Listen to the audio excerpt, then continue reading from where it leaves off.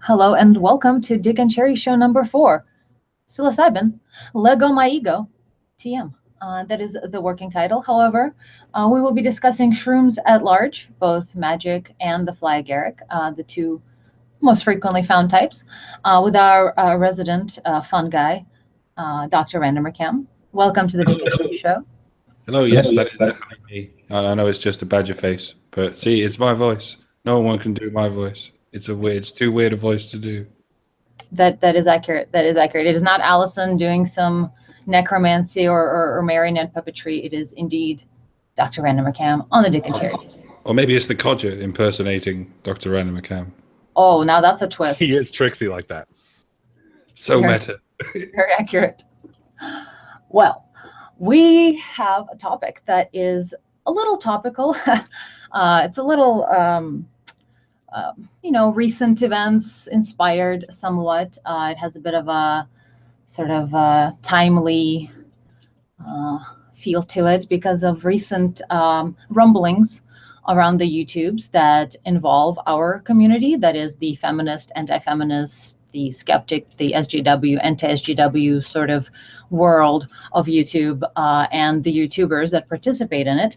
There's been some rumblings about a recent fairly tragic event, I would say, a shooting of a loved one by a person. And the thing that bothers me about the narrative is the very frequent he took mushrooms and had a PTSD episode. That's what led to it narrative, which bothers me as a scientist very much, because everything I know about psilocybin mushrooms, anyway, also known as magic mushrooms, is quite antithesis to inciting a PTSD episode or even a psychotic break. In fact, the reason to take them is to alleviate such instances. So it has been repeated enough times that I kind of would like to set the record straight and look into psilocybin and mushrooms in general and see how does it correlate to psychosis or PTSD, or what do people experience on it? What is this thing all about? Because we keep hearing a lot of this mushrooms plus PTSD. That's all you need to know. Case closed. That seems to be kind of the only explanation people need for this tragic event. And the scientist in me is raging, is full of salt, is very mad. So I'd like to set the record straight on that. And I do understand the desire to be compassionate towards the perpetrator of the shooting, and it happens to be a male in this case. And so a lot of people are really eager to be understanding and compassionate and sort of say, look, we have a mental illness issue, we have a PTSD problem, perhaps from a former veteran, and he took mushrooms. That's all you need to know. And once again, that's possibly not true at all. And there's a lot of hearsay, and it just kind of bothers me that so many YouTube voices in our sphere have repeated the mushrooms plus PTSD idea. And let's talk about it. So the flow of the show will go thusly. First, we'll talk about magic mushrooms versus the fly agaric, or as I like to call them, Viking mushrooms, based on some anecdotal historical evidence that I'll talk about. Then we'll share some personal stories about our experiences on a variety of mushrooms, if and when we had any. And then if we feel like it, we might touch upon very briefly on the action of psilocybin in the brain, and lead to how this probably doesn't really jive with the idea that you could have a psychotic break if you have PTSD and take mushrooms, because that's just not really how it works in the brain. So, hang out for whatever part of this you want. If you find the science to be too heavy, we'll hopefully keep it simple and add some levity through personal stories to the whole thing. So, all right. I was told I didn't have to study too hard for this, so You didn't? No, absolutely not. I mean, you know more about 5-HT2A, action than I do, so, and I'm the one with the neuropsychology degree. But you definitely, it's going to be sort of short and sweet in the sense of we're not going to go too heavy into neuroscience. If we do want to go more into it and talk about, we can do it as a separate show. We could do a brain specifically schizophrenia, like PTSD, not PTSD, but like things that associate with the hallucinogenic mushroom entheogen thing. And, we could get Allison in on that and just continue the conversation if that's something you guys are interested in. But yeah, we're just going to keep it short and sweet, to the point, sort of relevant to recent issues. And I really wanted to speak out on the quite impossibility of having a psychotic break while on psilocybin mushrooms. And I did my due diligence research to sort of prove to myself and hopefully you guys that it is a bunch of baloney, that's what happened. So yeah, then we're just going to keep it short and sweet in that regard, and hopefully have some fun personal stories that we can share about our experiences. Yeah, it's difficult to say that any flavor of psychotic episode never happens on a particular kind of mushroom, particularly when the internet's here and showing you all kind of videos of weird shit. I've seen the odd video where someone's shouting incoherently and going so crazy that someone has to sort of kneel down on them for a long time until they calm down. But very rarely is there any confirming evidence in the video that it's actually mushrooms that's happening, or if there's any particular drug happening. It's usually some kind of hearsay involved with that. So I have to compare that with the experience I've had and the experience I've seen other people have. I don't have any degrees in psychology or biochemistry or anything, but yeah. This is one of the things I used to do quite a lot, and it's something you do occasionally with friends who don't do them very often, because it's one of those drugs that's not an unnatural chemical. It's not gonna fuck up your organs or anything. And it's not really important. It's something that non-drug takers take once, assuming it's going to be one of the softer drugs, and it's not. But I've never known it to cause violence. I've never known it to cause anything resembling rage. Lots of sickness. Most of the time, people feel very sick. And maybe gastrointestinal violence, but yeah, and a lot of the time, people get very smiley and laughy for a while, and then they look at things and find them crazy. Oh yeah, especially the first time. And obviously, there's the paranoia thing. People discover the fine line between empathy and paranoia, and you have to keep reminding them that they're not annoying everyone, and no, everyone doesn't hate them. And there's stuff like there's bad trips and stuff, and I won't lie, it gets very dark from inside it. But like I say, never seen anything resembling violence. I've been in conditions where I didn't know where I was. They can induce amnesia if you take what McKenna calls a heroic dose. But like I say, never. Yeah, which I suppose could, if it happens to coincide with a PTSD episode, if you effectively get amnesia, you don't know where you are, and something very strange is going on. Maybe it could trigger something. But if you're at risk of that, then you shouldn't be taking such things. Yeah, and there's a lot of different hallucinogens that are they have their own effects, and it's kind of like we've still got this leftover. I mean, it used to be people would talk about marijuana in the same breath that they talk about cocaine or just any drug, like they're treating them like they're all the same. Drugs are drugs, and we still kind of have the same sort of thing now with hallucinogens, where it's like, if it's a hallucinogen, it's a hallucinogen, which is just the farthest thing from it. You've got like PCP, people do go on rage, crazy, put their hand through a windshield kind of, shit. And it's a hallucinogen, but it's a very different kind of hallucinogen. It acts on the brain in a very completely different way. And then there's that's one of the don't do's, folks. Crack smack, and also PCP. Don't do that. Yeah, it's how they. I think you're going to say. Go ahead. That's the exact thing you're going to say. They use PCP specifically to induce a paranoid schizophrenia, which what we know as the ill effects of schizophrenia. Because just a little side note here, every mental illness, so to speak, or abnormality, which is not neurotypical, it has drawbacks and benefits occasionally. So, or has positive traits and negative traits, so to speak. So some more than others, of course. So you'd be hard pressed to find a positive trait of depression, which there actually sort of is in the brain in terms of prolactin. But I'm contradicting myself now. Anyway, the point is, with schizophrenia, there are sort of positive effects of schizophrenia where people feel like creative and they have low latent inhibition. They can connect patterns that don't seem obvious but are there. And then you have the negative effects of schizophrenia, where you have paranoia connect patterns that aren't there, but you very much see them. So whenever they study the negative effects of schizophrenia, the paranoia, the delusions, the brain damage, they in animal models, so to find out what it does to the human brain or what this disease manifests like, they give animals PCP specifically, not mushrooms, not acid, not anything else. PCP specifically for the negative effects of schizophrenia. Yeah, so, and in the more clinical terms, I mean, whereas you're using it more in the common parlance, and when they talk about positive and negative effects of schizophrenia, they're talking specifically about loss of cognition or added to cognition.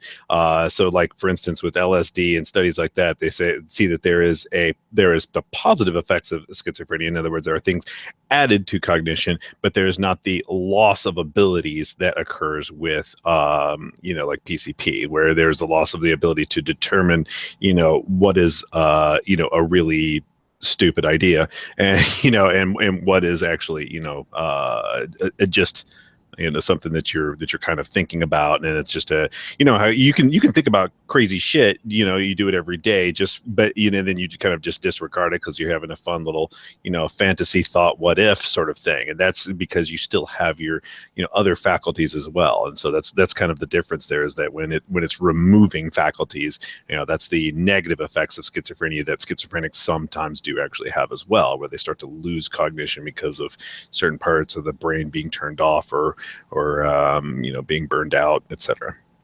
But yeah, what you both the guys are mentioning, and I kind of like to go back to what RandomerCam was saying with the sort of the atmosphere of tripping. But really quickly to tie the two together, where we do see effects of, as Mike was saying, paranoia. There is an element of there is ego loss with psilocybin, but there is also you could get paranoid. Set and setting, as they say, is important. You could have bad trips, absolutely, and do and can, and I have had that. To this day, I can't really bring myself to watch Aladdin, and I will talk about why. As much as I love that movie before, you certainly can have a bad trip and you have a good trip, and that's a thing that can happen. You can have paranoia. You can worry about, do people hate me? You kind of have this ego loss, and then, you fall through the floor and be like, well, what am I? I am nothing. And all the negative things that may come with that.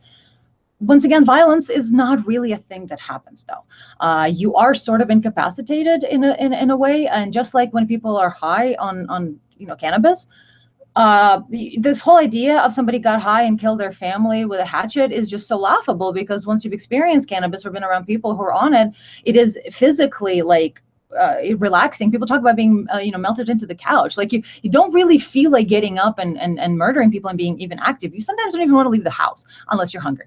But people believe that shit when they were printing those stories about marijuana. Another reefer fiend, X murders his family. News at 11. They literally had these things in the newspapers, and people used to believe that shit. It was just lies, and I don't even know if it was intentional lies all the time, or if it was just kind of rumors getting started and people just spreading rumors, which that's probably even more likely than just straight up lying. Well, but going back to sort of the same idea is that if you don't know a group, this happens all the time. Just like in the movie with the one black guy who was walking around the KKK meetups and just like meeting all the KKK people and being like, hey, I'm putting a human face on black people. So this constantly is really important to do. And I kind of feel like Lacey Green and Milo have been doing that recently a little bit, where they're like, it's like, hey, what if we put a human face on the enemy? What if we humanize the group that we're supposed to hate, or the thing we don't understand? Once again, that's where fear comes from a lot. And so once you've had yourself an experience with weed, or you've been around people who are high, you kind of start to understand that maybe this isn't what I've been told. So that's the thing about mushrooms. That's where I would like to bring this back. If we're talking about psilocybin specifically, or even acid, since they are somewhat similar, LSD, in their activation of 5-HT2A receptors, there is an element of a culture that people take into mushrooms. So whenever you do mushrooms, it's not a party drug, really. So you're going to not do it all the time, every time. And as Mike was saying, whenever you are in those environments, like you were saying, you can't really attest to neuroscience or whatever of it. All you have is your lived experience and observing the the group of people who are under the influence as well and being in it repeatedly. So in your experience, seeing the people have bad trips, seeing them get paranoid, have you seen anyone grab a knife and want to or punch a person? You know, I likely would say no. There is an element of sedation, of sort of not really wanting to get violent, even when you get paranoid, even when you get scared. There's a sort of actually kind of a going against violence to like an extremity that sort of happens with shrooms in my experience. What about you, RandomerCam? This is one way it definitely differs from acid and other sort of chemical hallucinogens. There's a certain grogginess to the, but because of the mushrooms, it's basically a defense mechanism. Some mushrooms have a way of poisoning your liver, so you don't eat any more of them, and some have this way of poisoning your brain, so you don't eat any more of them. It's because it is basically making you sick in a way. It's making your brain, it's starving your brain of something or other. It's heightening other things in the process, like Richard was saying, but for the most part, activating. Actually, what it's fascinating, but what it's doing, it's actually activating your insanity. So it like is mass flooding your brain with lighting up the insane receptors. So it very much there. I mean, on certain ones of them, there could be toxicity, neurotoxicity, where it gets so fired up that it starts killing neurons.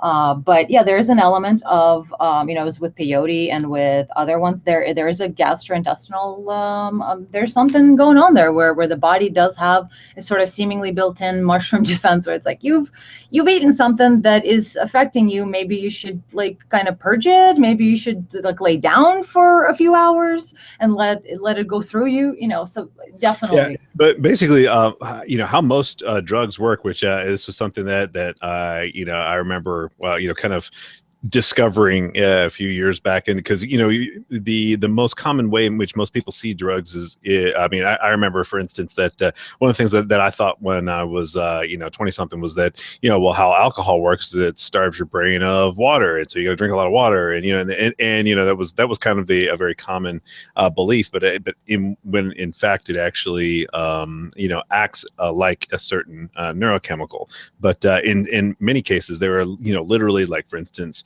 marijuana, your brain normally produces cannabinoids, a specific chemical with a very specific use, and then it produces dopamine. And then what cocaine does is there's one way that a drug might work, which is to make your body produce more of the chemical, and with cocaine you release a lot of dopamine.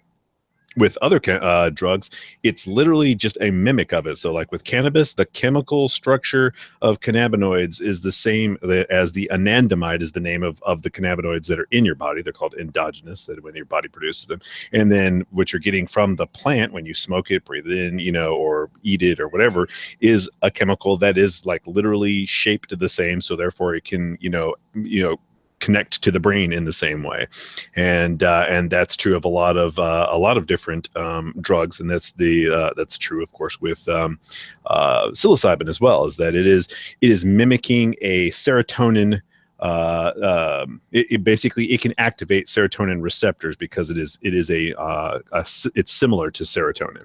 So that's how that works. That's how also DMT activates serotonin receptors. There's a variety of different drugs that work in that way. So it's an interesting little thing, because sometimes what it is that the plant is actually using it itself in certain cases. But yeah, in other cases, like with for instance, people lick frogs that are the reason why that they have these oils in their skin is specifically to fuck with predators.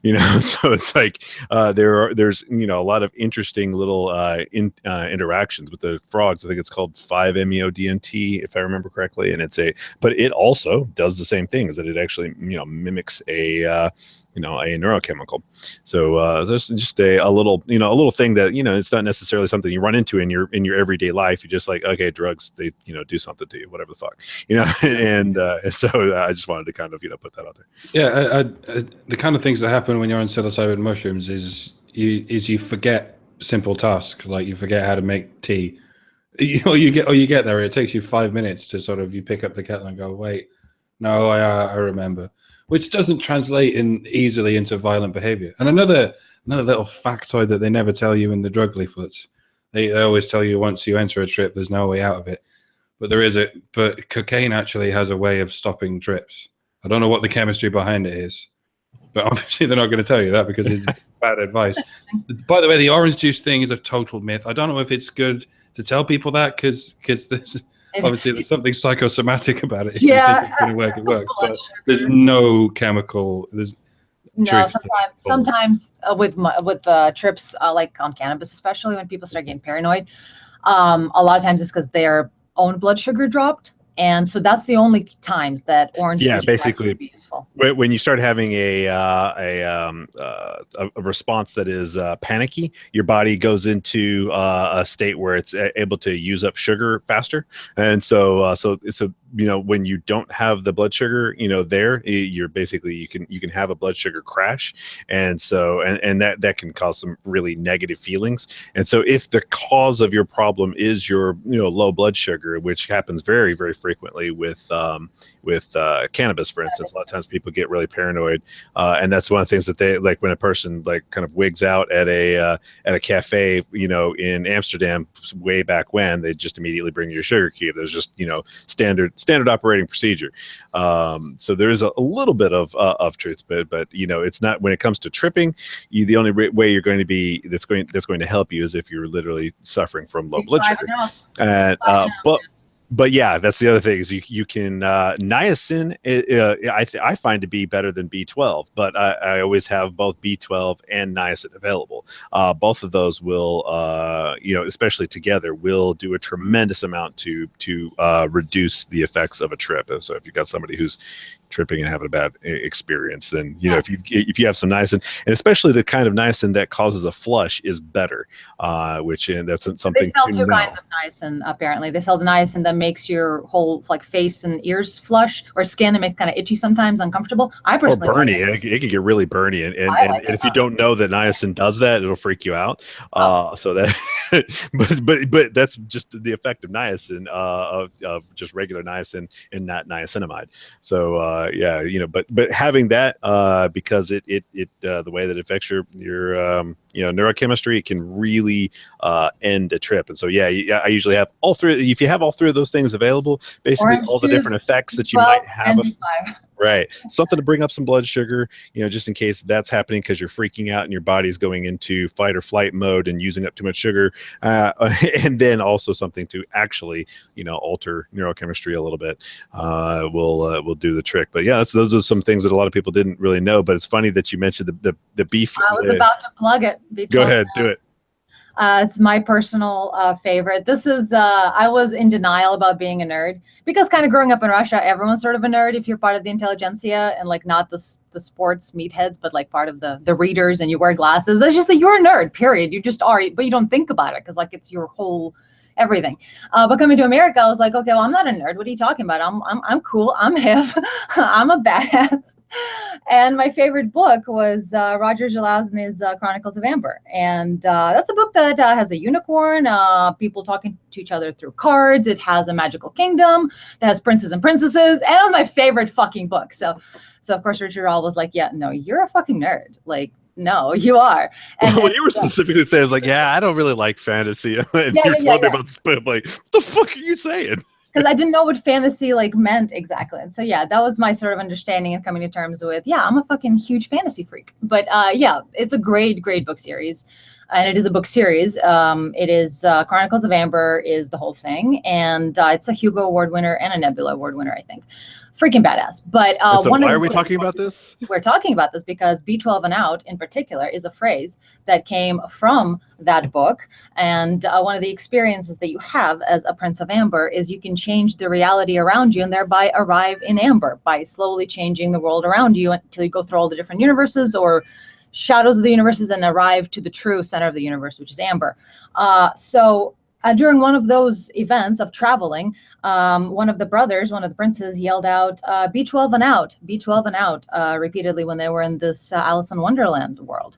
So this whole idea is that the traveling through dimensions, etc., that it's obviously a reference to a tripping type experience. And whenever you were having a bad trip or when you're stuck in a bad situation in this mystical world, you take B12 and come out, pop out, B12 and out. And it's a great book series. I recommend everyone read it if you like fantasy. Even if you don't, it's awesome. End of plug for a long dead author. So there we go. Is Leslie dead? I don't know. I don't know. Yeah, I just I was like, probably. That's terrible. We don't know. We don't care. No. But no, it's a really good book. It's like huge. Well, actually, it's like made up of multiple books, but a lot of fun there. They're pretty small. It's like 12 short books, really. Anyway, but back to the title of my my thing here and what we're talking about. Leggo my ego, psilocybin, and the difference between psilocybin and the other kind of mushroom, which is fly agaric, which is not death cap. I keep calling it that. Amanita muscaria, also known as fly agaric, the red one with the white dots, the classic poisonous looking mushroom thing. So that actually can also be taken as a hallucinogen type mushroom. And there are very big differences between the two. And I would like to just say there's a PubMed article that I linked in the low bar already. It is titled Finding the Self by Losing the Self, Neural Correlates of Ego Dissolution under Psilocybin. So before you go into that, let me, I was going to ask Dr. RandomerCam if I think one of the things that people usually kind of want to know is if you've never done psilocybin and you're hearing these stories like, okay, sometimes people have these, really bad experiences. Why would anyone do them? And I think that that's a question I would like to hear. What does he usually get from people? Why they try this? What is the, what's the reasoning behind doing it? What do people get out of it? Just kind of from a general experience sort of view. Well, it's a little bit like extreme sports, like bungee jumping or jumping out of a plane, like Brian's planning to do. There's a chance something could go wrong, and you could be killed or paralyzed.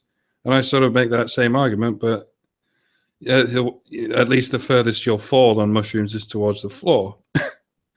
It's some people have a very adventurous body; they don't mind risking a few broken bones, and some people have a very adventurous brain; they don't mind risking a trauma here or there, particularly if you're already a seasoned drug user. If you've now, I say if you smoked a lot of weed, but it's many times stranger than any weed, folks. Weed won't prepare you for mushrooms. This is another reason it's so strange that first time drug users think, oh, I'll just take mushrooms. That'll ease me into it. No, please. For the love of God, no, that's nothing at all the same.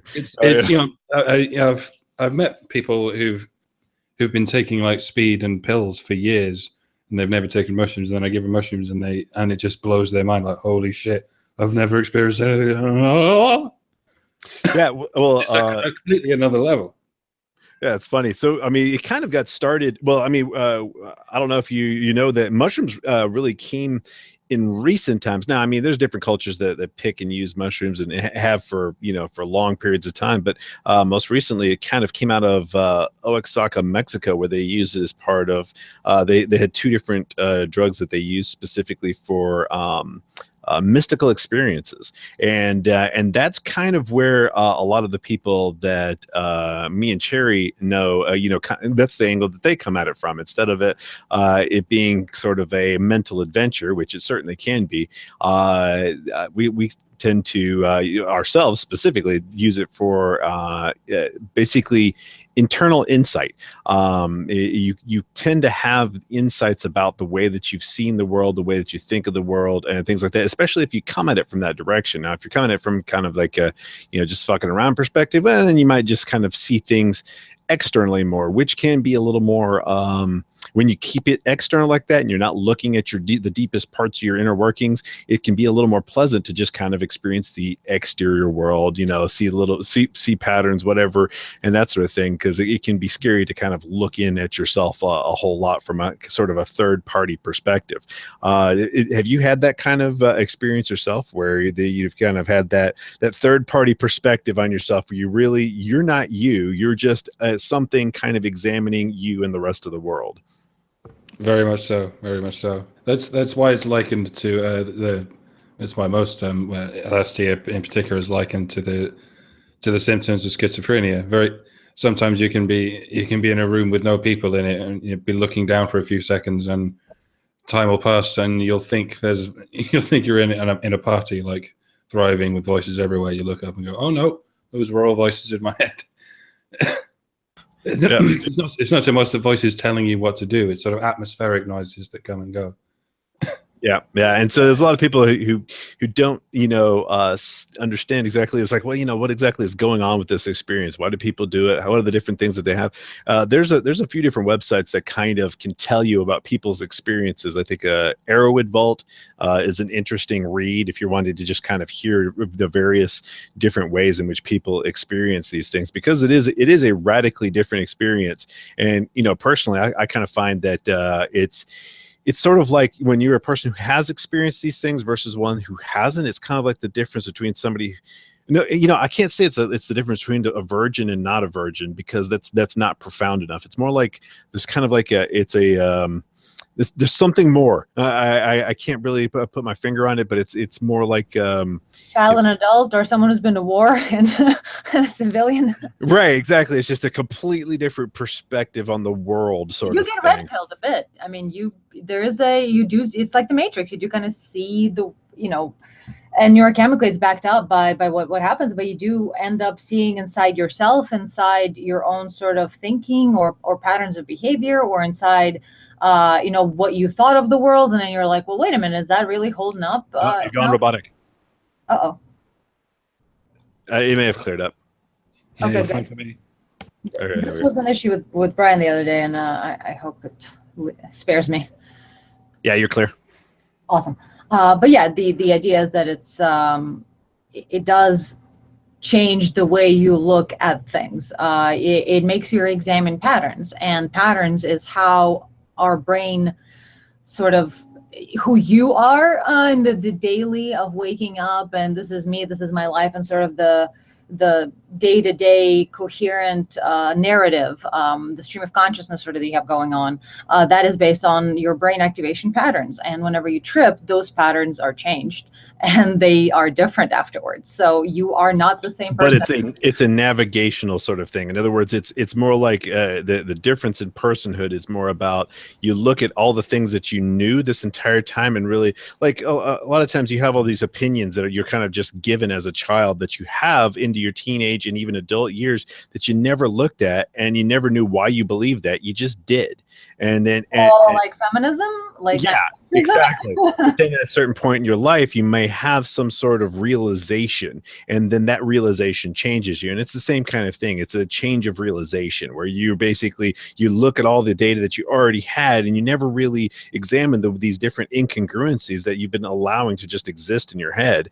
They were just incongruencies, and you never really thought about them because you thought about them separately. And then suddenly, this one day, where if you're kind of doing the introspection thing with shrooms, then suddenly you've looked at it from a different angle, and you see how these things are in conflict and have been this entire time, and you just didn't think about them together, and so you see them in a whole new light. And it's very much, that's where the idea of the red pill comes from, by the way. The whole Alice in Wonderland, all of those things from the Matrix, they are that's why they even mention what is it, mescaline in the movie. And they are actually talking about tripping specifically in the Matrix. So that's just another kind of reference that they're that's the sort of what they're talking about, is a tripping like experience, seeing the world from with fresh eyes, and being kind of forever changed by that change in perspective that you have by looking at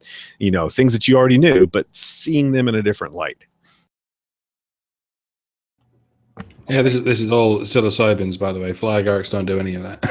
As far as I know, anyway. I've tried fly agarics. They're legal to buy dried off the internet, whereas psilocybins have been illegal since 2005. Oh, that's ridiculous, because fly agaric specifically in I don't know if Jerry already mentioned this, but it's specifically used in laboratory settings to cause brain lesions. That's how, whenever you want to cause brain lesions, you use the chemical from fly agaric to cause them in animals, so you can study brain damage. Oh, not just that. Not just that, but fly agaric, sure, there's that chemical that you're talking about, which can induce does induce brain lesions.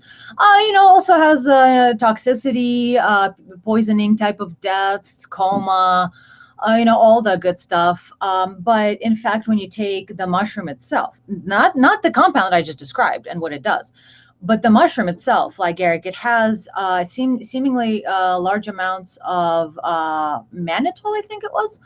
So it actually crosses the blood-brain barrier super extra fucking quick. So eating specifically the mushrooms, fly agaric, is way worse than taking the pure fly agaric chemical itself. So that's apparently they're particularly poisonous when they're fresh. Something about when they're dried, they're not quite as bad. I don't know why that would work. But yeah, they happily sell it to people on the internet. And I tried, I think it was 25 grams dried, and it was one of the hardest things I've ever had to eat. Very nearly threw up just trying to eat it. And all it did was make me tidy my room incredibly quickly. Which I suppose relates to Viking berserkers. Right, yeah. Certainly didn't see any visions or experience any sort of trippiness. Just sort of, I have to tidy my room now really fast. You didn't meet your fursona?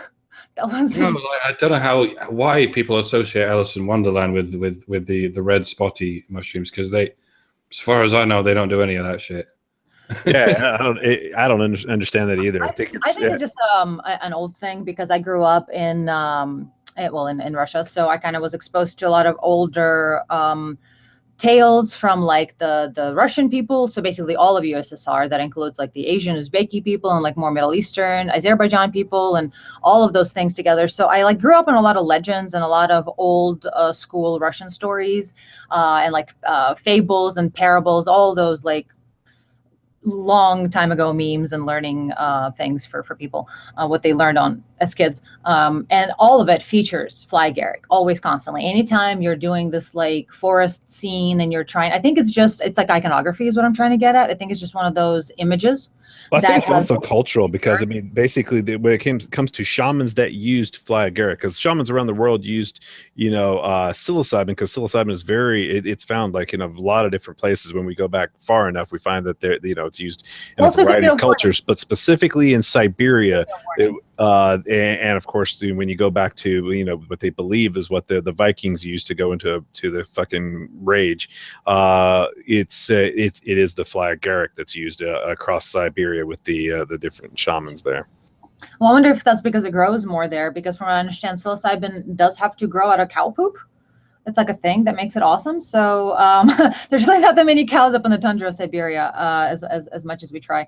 But yeah, it's also, to me, was expressed as like it's a symbol associated with witches, of course, and shamans therefore wouldn't necessarily be looked all that well upon by civilization, especially if it's a Russian type of Slovak people building a civilization, moving away from more indigenous, Asiatic, native peoples, which were the shamans of Siberia. So I could see why they would associate the fly agaric with witches and bad things, because it did have a connotation of like danger, don't go there. The whole coloration, red with white dots, is like meant to warn you, and you fucking don't eat it, it'll fuck you up.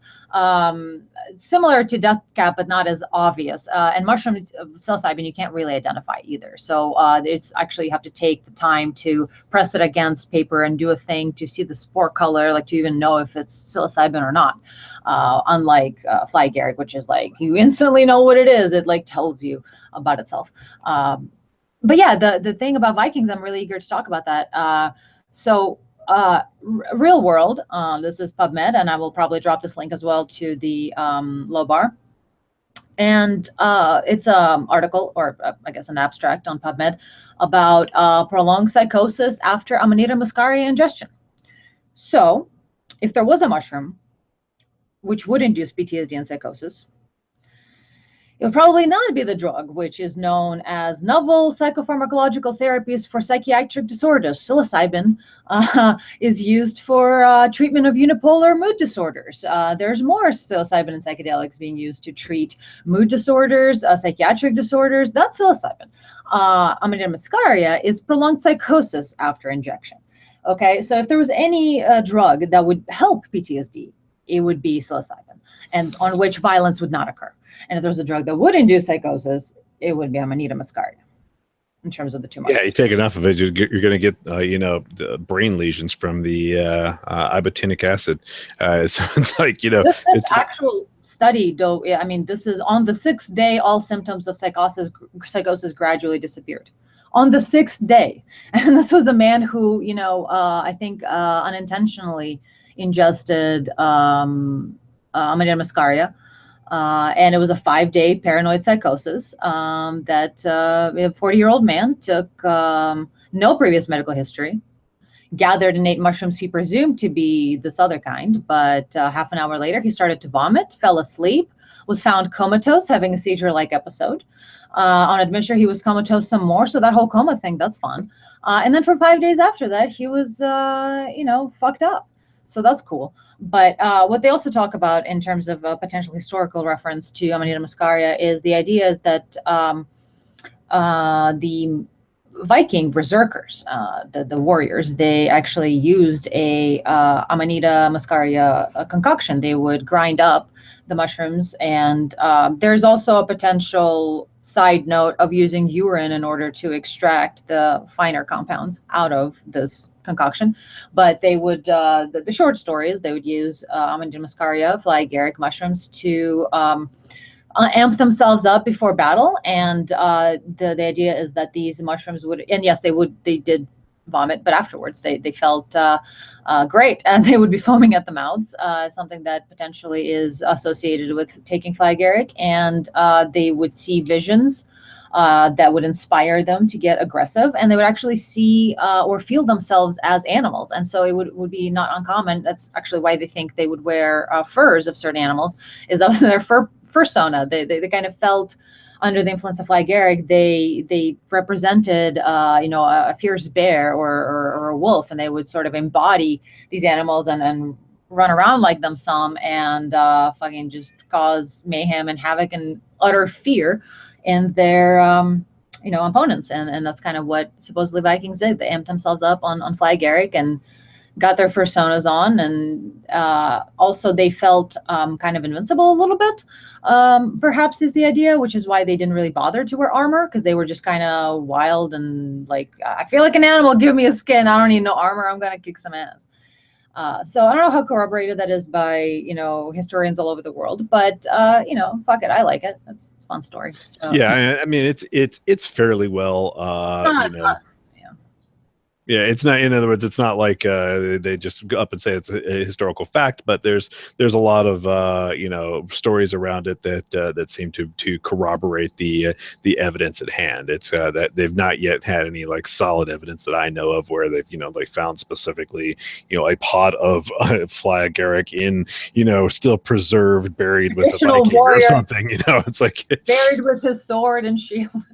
And his mushrooms. And so here's the thing is that here you have this thing that literally can cause some serious crazy shit, and then you've got something that is actually now there's been researchers on psilocybin for the past 50 years that a lot of people don't know about, that we're talking about something that is a medicine that's been used for thousands of years, and that we're now finding is an extremely valuable medicine, that it is something that there's a variety of ways in which they've been using 5-HT2A agonists, which is that's a category of drugs that include psilocybin and also include LSD, and they found, for instance, in treating PTSD, in treating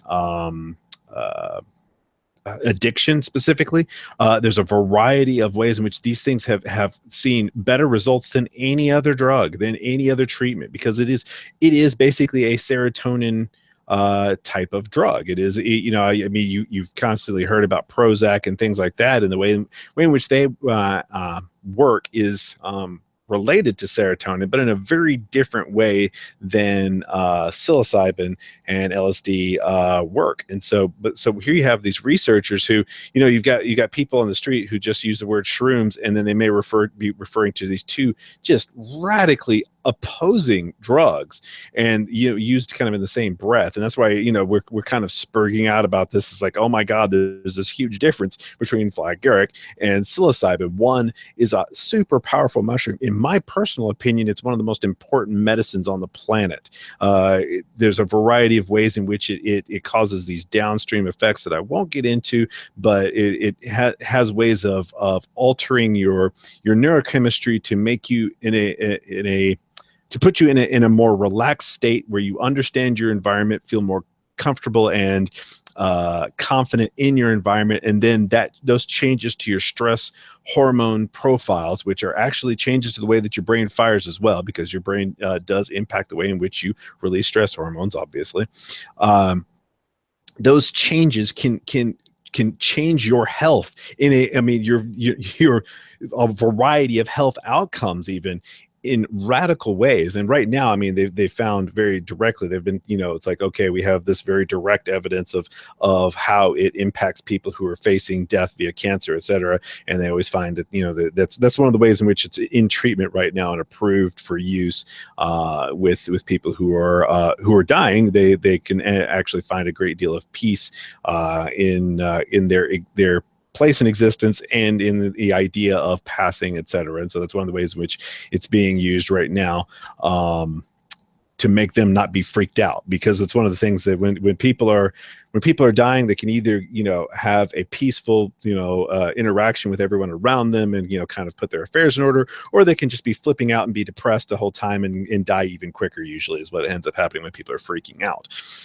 The stress, etc., just tends to make things worse. It's just like, you know, a person with extreme depression, their immune system goes in the toilet, and you know, they end up, you can see a person with extreme depression will actually get more infections and things of that nature, because the way in which they are stress modulating their body.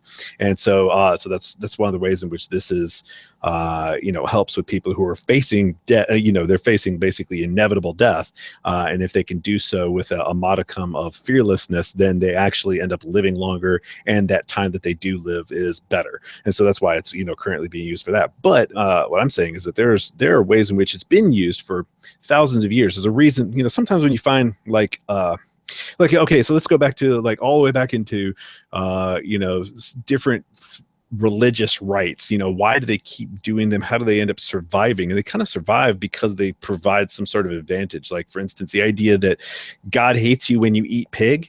Well, you know, if you get worms in your muscles from eating an animal, that's a pretty solid sign that God hates you, right? So, you know, there is an actual survival advantage to not eating shellfish. There's a lot of people who are extremely allergic to it, and it can, you know, it can kill you.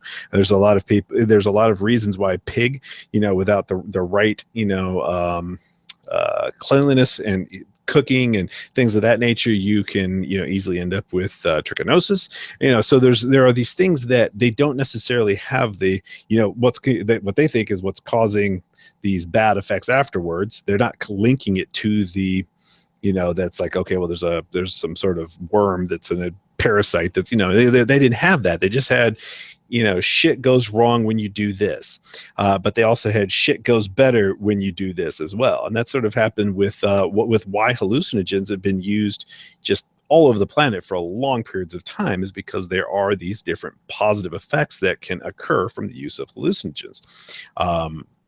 And so, like, if you'll allow me to continue to spurg out for a moment here, I hope I'm not, you know, like going, I'm not on rails here, because that happens to me every once in a while. I'm good, right? I'm good. Okay, so like one of the things that I was going to explain, kind of how neurochemistry, it tends to work, like with, okay, so like for instance, you take cocaine. And what happens when you take cocaine is that your body releases a bunch of dopamine. And what dopamine is, a chemical. It's kind of like, what I like to say is, it's like it pushes, you know, a variety of buttons in your head. That's what the chemical does. It goes, but it's a little bit more like a key. But let me try not to mix things too much here. But the point is that when you release a chemical, the more the chemical you release, the more buttons it hits, and those are called receptors. And so it's like, so, and then the more those buttons that are hit, the more likely it is for particular neurons to fire. And so that's why when you take cocaine, the buttons on the pleasure areas of the brain get hit, and they get hit with basically a sledgehammer. And so what happens is, because they're hit with a sledgehammer, your body responds. And what does it respond with? It says, oh, I must have too much of that receptor, because you're not supposed to get that high. That is an abnormal situation. Detected an abnormal situation, you must not need as many of those buttons. And so those buttons then go away. And when you hit them with a sledgehammer like that. And so, and then the more frequently you do that, the more you lose those buttons. Then you have what people, either call like chasing the dragon, or they call, that's why people become resistant to drugs, is because their body is trying to adjust to them. And so here's the thing. You can have the same thing occur with negative things as well. So just like the positive feelings of dopamine from cocaine can be burnt out, you can actually also burn out fear by facing it. In other words, by actively experiencing fearful thoughts instead of like running from them, etc., then you can actually tend to overcome them, because you see nothing is actually occurring. In other words, your brain is able to figure out that even when you're having these fearful ideas, etc., there's nothing actually occurring. Well, that actually has a chemical analog in the brain as well. And then there's also doubtfulness. And so like what's probably best associated with what occurs with psilocybin, these 5-HT2A, we keep saying that that 5-HT2A is just the name of one of the receptors that responds to serotonin. There's a variety of receptors that all respond to the serotonin chemical. That's one of them. And that's the one that is most associated with LSD and psilocybin. But here's the thing. They're also very strongly associated with brain disorders. And that is, whenever they cut open the brain of somebody who's died and they had a variety of disorders from schizophrenia, ADHD, etc., that down the line, there's one of the things that could be wrong with the brain is too many 5-HT2A receptors. And so hopefully you see where I'm going with this when I'm talking about burning out things and how something could be a positive effect. So here's the thing. Basically what I am saying, so let me just go ahead and solidify that, is that what you're doing when you're on a trip is that you can actually burn out the doubt receptor that is associated there. You can actually reduce the number of those 5-HT2A receptors, which are associated with, neurological problems of a variety of, a wide variety of disorders, I suppose. You can actually burn them out with what is a dose that is higher than the normal amount that your brain is usually producing. So basically what you've got, and let me step back just a second here, is that in the way in which we treat diseases, we've got two different ways in which we do this in the medical industry. And it has to do with what people want versus what people need is two different things. So when they, like, for instance, if you go to the store and you've got a sniffle and you got something, where you don't like your eyes are producing mucus and all this sort of thing. Well, your body is doing that for a reason. Same reason that you have a fever. It tends to kill off bacteria. There are reasons why your body reacts in these ways. And then what you can do is say, oh, I don't like it.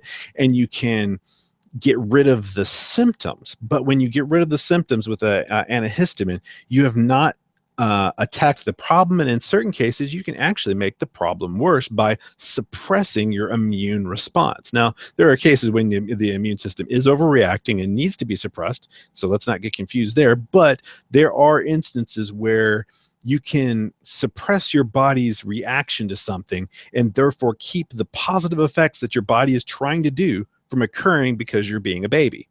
And this happens, like, okay, for instance, the way in which we treat allergies. When you're a child, you might be allergic to something, and then say the doctor gives you allergy shots. Well, what allergy shots are is actually small amounts of what you're allergic to. Now that sounds to somebody who's thinking in short-term things, oh, well, you're going to make me worse. That's terrible. Why would you do that? That's a terrible thing to do to my child. What are you doing?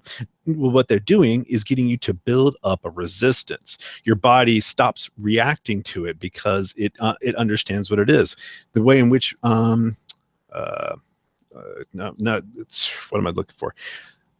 Vaccines. The way in which vaccines sometimes work is there are a variety of ways in which they do it, but sometimes it is a killed off virus or sometimes a weakened version of a virus, and your body ends up reacting. You can get kind of feverish, sickly, etc. from it, and you can go, oh, see, that's a negative effect. It's a bad thing. No, it's not a bad thing. It's your body having to go through the work that's necessary to accomplish something.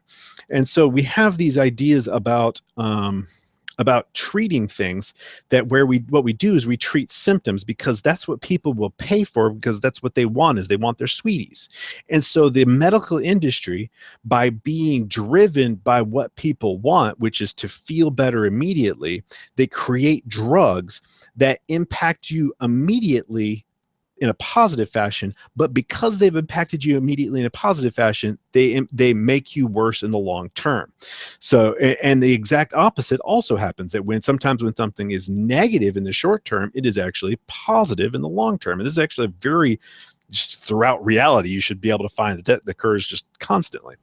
How does this connect to what we're talking about? How it connects is the use of psilocybin as a reactive therapy, because psilocybin and other 5-HT2A receptor agonists, that's the class of drugs that are a particular type of hallucinogen, is that when you have this buildup of doubt, when you have these things that are categorized as negative, the use of an acute treatment can actually cause a temporary increase in the experience itself. You could be more doubtful about reality, or and basically therefore a little crazier. But what you're doing is washing out that craziness, because your body then reacts, down regulates that receptor, and it actually turns out there's a cascade of events down the line that actually repair your brain. But I won't get into that. So the point is that there is reactive therapy where you cause your body to react, and that is a healthy long-term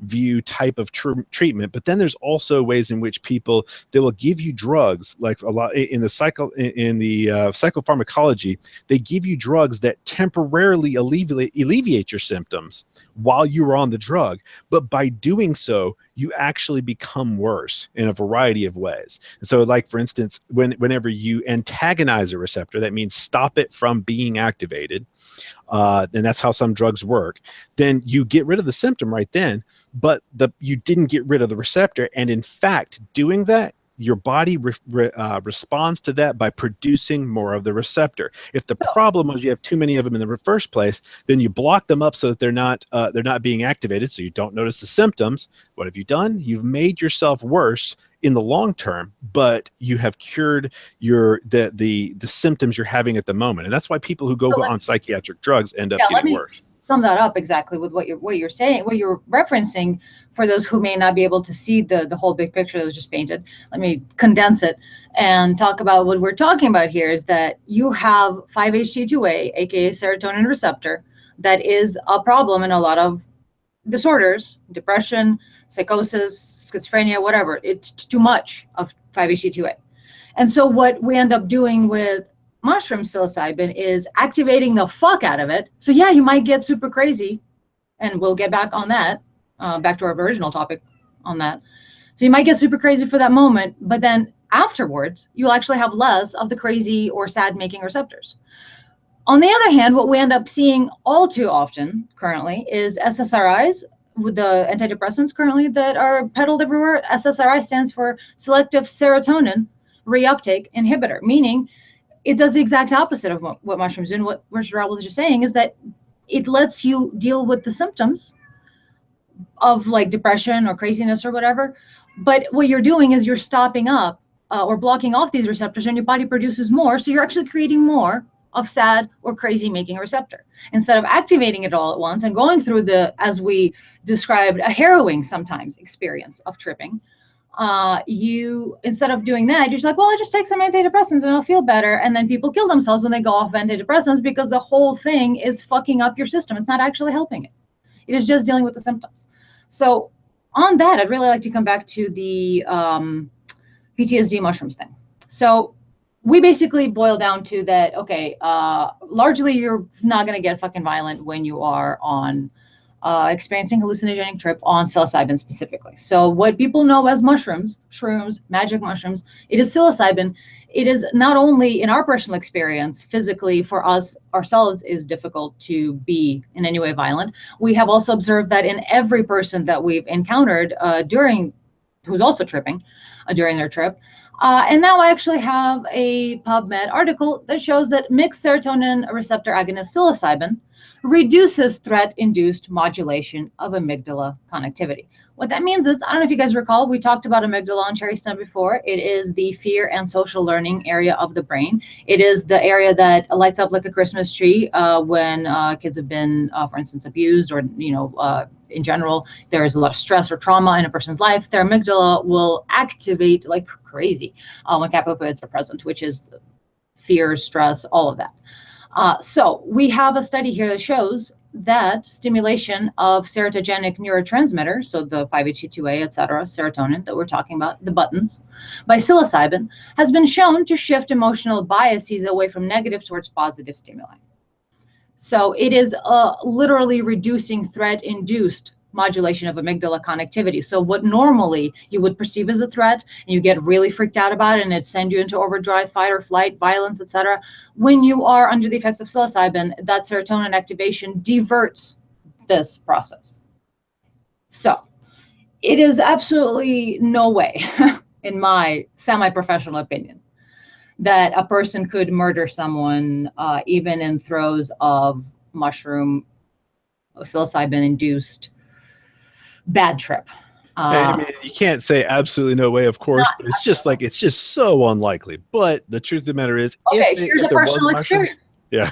Dude, on top of that, but this is okay. We have science showing that for the most part, as far as they're concerned, it's really not a thing that happened. It's more, if it does happen, it's way the exception, which of course exceptions do happen. But there's really doesn't seem to be any shred of evidence to show that, well, hey, it's both. You can get violent, or you cannot. No, it's always, all of it is showing, yeah, you probably really won't. There's just not a single. Yeah, I mean, it's possible to get hit by a meteorite. It has happened to a human being on this planet at least once in recorded history. So it is possible, but probable and possible are two different things. The thing with weed, though, is, as far as we're concerned, nobody has died from an overdose on weed. And we're pretty confident in saying that, regardless of what else. So I'm sort of pretty confident in saying that from what I see in terms of psilocybin modulation of amygdala, is that it's just like the weed, not dying on weed thing. It's really no evidence at all whatsoever that it can in any way lead to violent activity. And there's lots of evidence to exactly the opposite, right? Yeah. So in personal experience, so we had a bad trip, and that was actually one of the only ones where I actually saw colors, which I really don't hallucinate at all when tripping, even on 5 grams. I don't know what the deal is, but I did see rainbow colors this time. It was nice. But I certainly have an effect. I have the ego loss. I have the harrowing experience of ego loss, and the positive experience of the interconnectedness of the universe and everyone around you. It's all of it is there for me, just not hallucinations necessarily.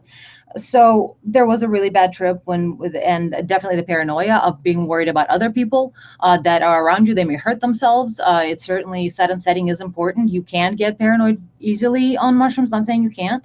Not saying you can't easily have a bad trip. But when you do, as we did, we were watching Aladdin, and the beginning of Aladdin is insanely violent. And you will not so violent. You will never think that it's violent unless you're tripping on mushrooms. Like, seriously, I guarantee it. Or maybe if you're 2 years old or 3, you're like, oh my God. Like, I felt like I was a 3-year-old basically in that sense, where it's like these people with scimitars going after this poor man and the big lion and the oh my God. So in fact, I had a terrible, horrible, harrowing trip, and I wanted to shrink as far away from violence as possible. In fact, violence was fucking triggering me and giving me a bad trip. Fucking triggered. Okay. So point is, it is everything that I see in the science, as well as my personal experience, it is so much pushes you to the opposite side of violence that it is really, really hard to imagine someone tripping on psilocybin and then getting the idea of harming anyone into their head and following through with it. Is just not my experience, and not anything that I see with my trained neuropsychologist brain is just not adding up at all in that regard. And then for after show for the patrons, I would love to go over a video which will show us a lovely video, a lovely evidence and video of the other people that they uploaded that kind of contradicts the whole PTSD army vet thing too.